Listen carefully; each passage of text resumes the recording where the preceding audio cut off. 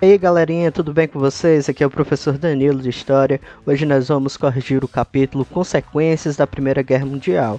Então espero que vocês já tenham feito essa atividade e estejam com o livro aí de Poliedro aberto para acompanhar a correção, beleza? Bora lá! A questão 1, galera, fala o seguinte: a Primeira Guerra Mundial de 1914 a 1918 está relacionada ao clima de grande tensão que envolvia algumas nações europeias no início do século XX.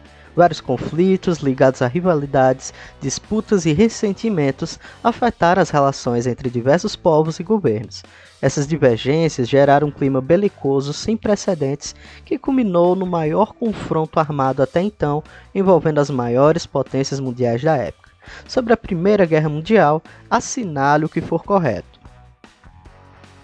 A alternativa número 1 fala: em linhas gerais, os diversos conflitos que aumentaram o clima belicoso. Para quem não sabe o que é belicoso, é algo que incita, algo que incentiva a guerra entre as nações europeias, podem ser enquadrados em duas categorias de interesses: os interesses imperialistas, ou seja, disputas por territórios e novos mercados na Ásia e África, e nacionalistas, aumento do patriotismo, das rivalidades e ressentimentos que geraram projetos expansionistas e revanchistas. Essa alternativa está correta, então a primeira já pode assinalar aí um correto.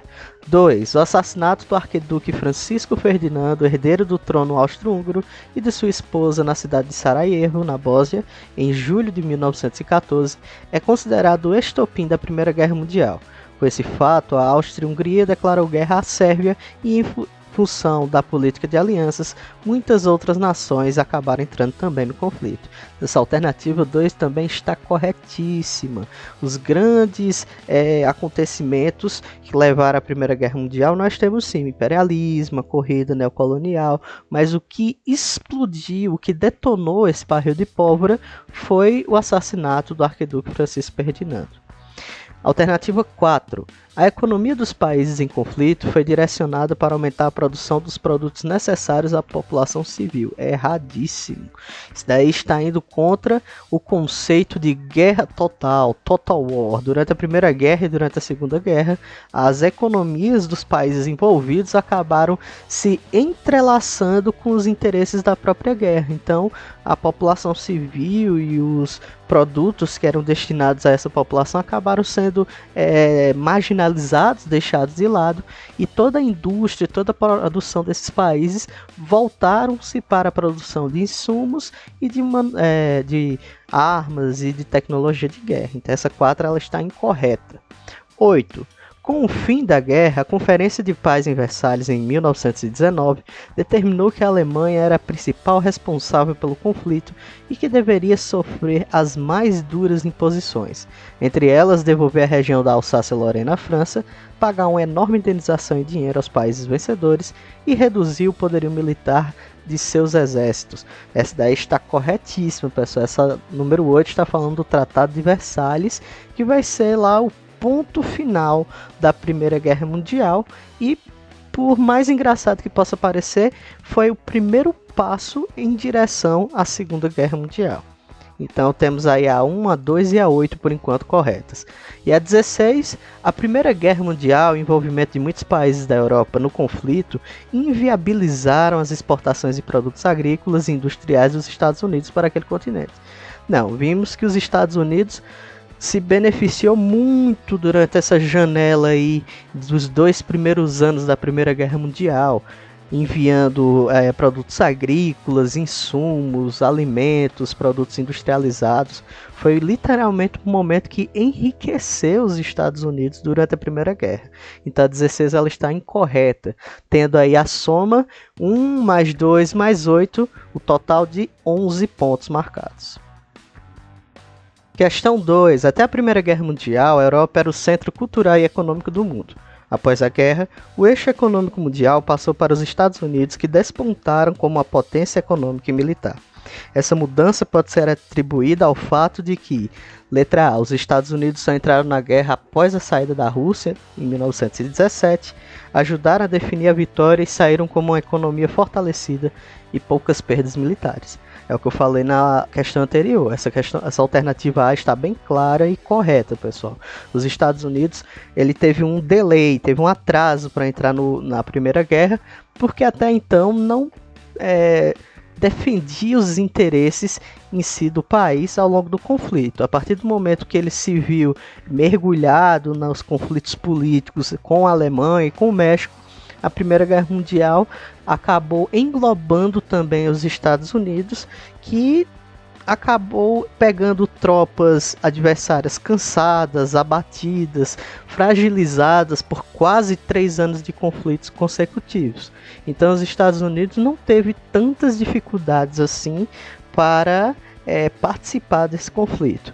Outra coisa que é importante destacar também não ocorreu em seu território, então eles não tiveram perdas materiais para terem que reconstruir, como foi o caso da Inglaterra e da França.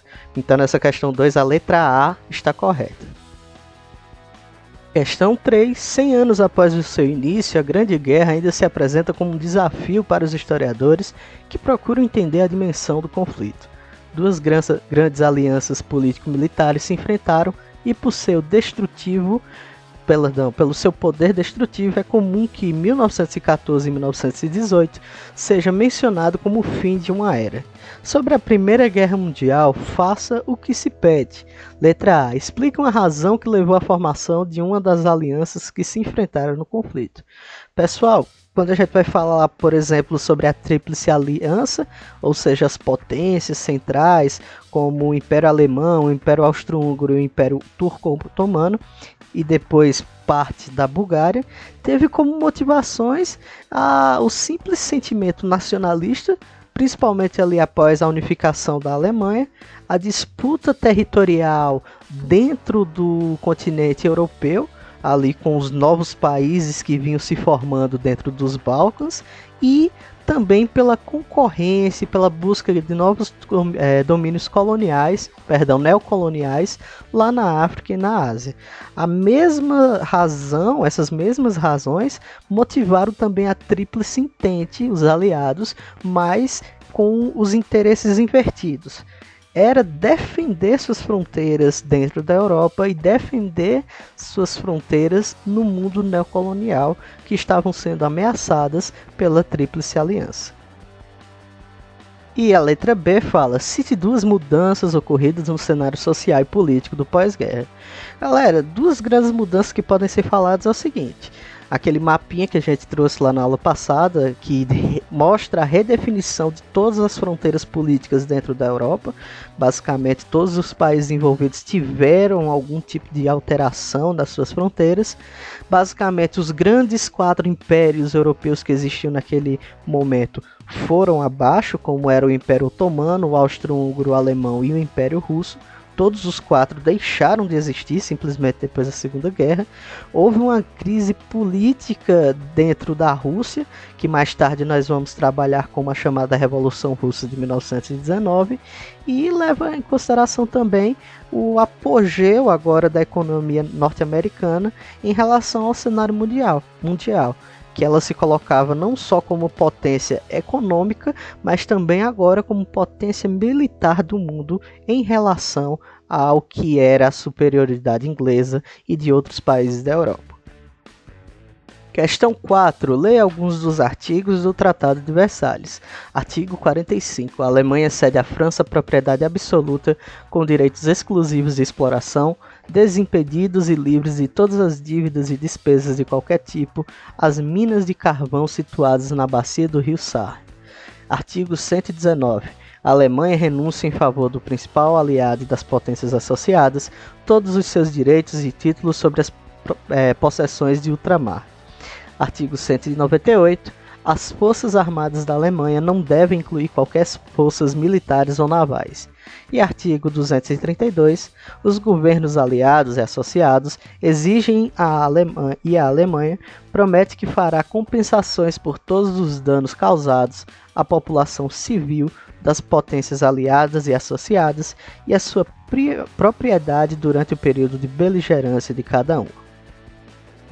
partir da leitura dos artigos transcritos, é correto afirmar que o Tratado de Versalhes, letra A, encerrou a Segunda Guerra Mundial. Não, pessoal, encerrou a Primeira Guerra Mundial, tá certo? Já exclui aí, para você economizar tempo. Letra B, extinguiu a Liga das Nações. Não, formou a Liga das Nações.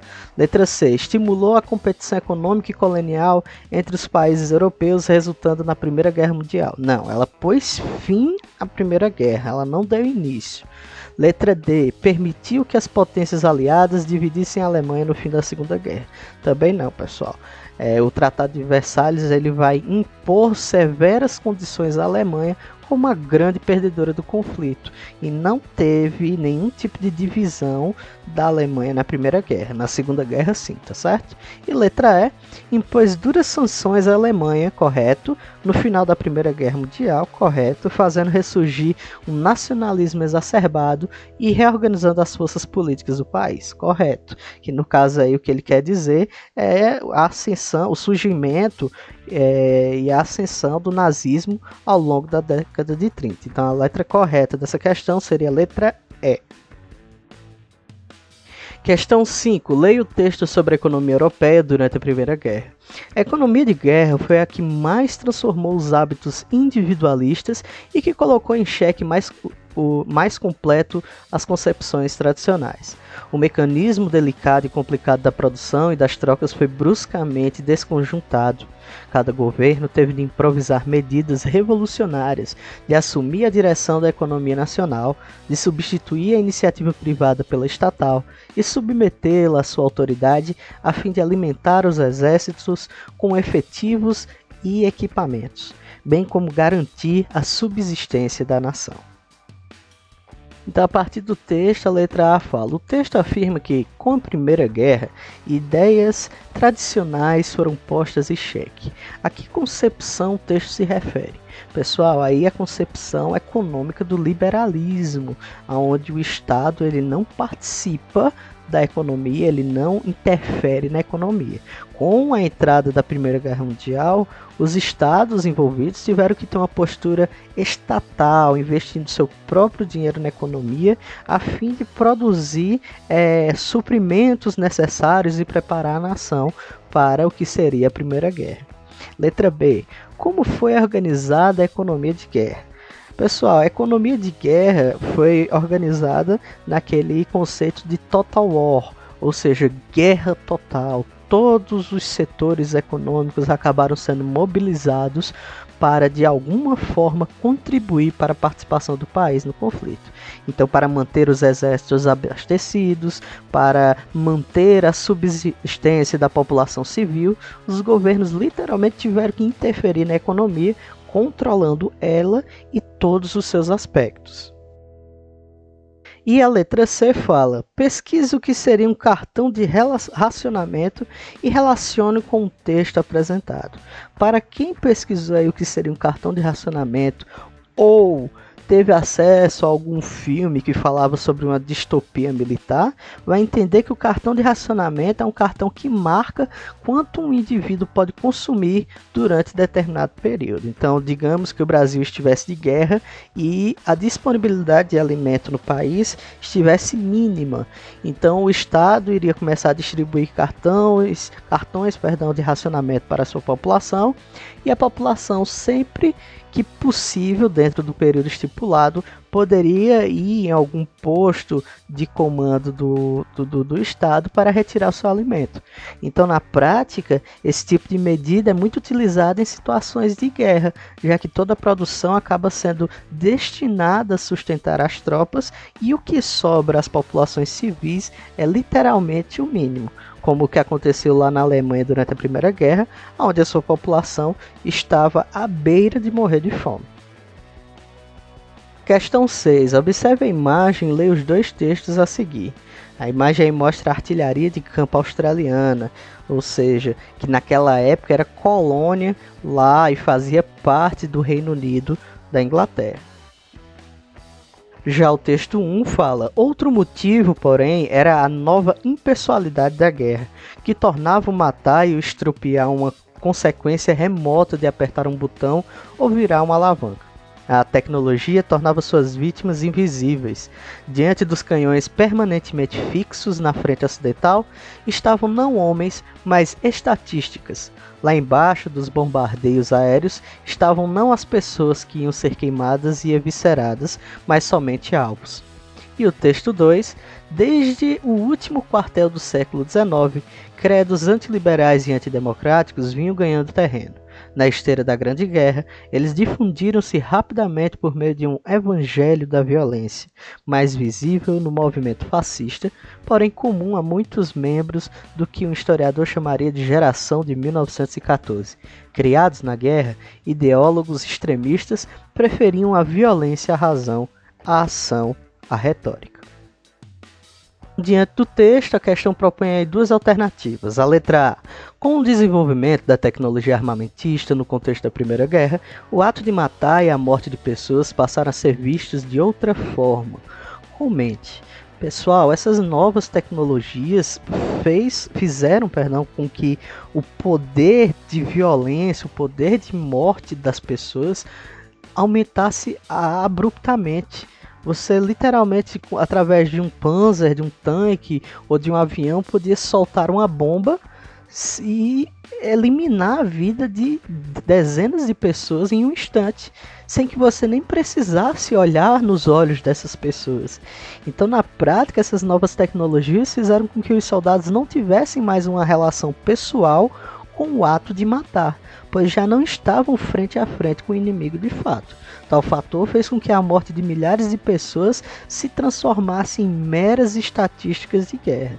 Então, quando a gente vai analisar lá os dados de guerra de mais de 13 milhões de mortos durante esse conflito, imagine 13 milhões de vidas aniquiladas em menos de 4 anos. É um absurdo de um número tão grande.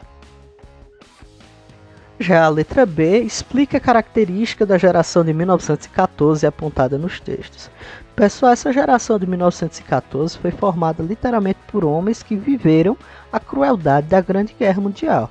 Eles foram engrossados, embrutecidos pelas sangrentas batalhas, fazendo com que esses homens trouxessem para suas casas lá no pós-guerra um discurso e uma postura muito violenta, muito irracional, tanto no seu cotidiano, como nos seus argumentos políticos, como nos seus discursos e discussões sociais, o que levaria mais tarde à formação de partidos políticos visando um militarismo, que ficou muito claro lá na Itália durante a década de 20 com o fascismo e na Alemanha com o desenvolvimento do nazismo. E a última questão, historiadores concordam que a Primeira Guerra foi um dos principais motivos para que ocorresse uma guerra ainda pior, a Segunda Guerra Mundial. Cite alguns problemas não resolvidos ou criados durante a Primeira Guerra que poderiam ser causas para a Segunda. Bem, pessoal, durante as aulas e durante a correção eu já acabei citando alguns desses fatores, mas eu gostaria de deixar bem claro aqui.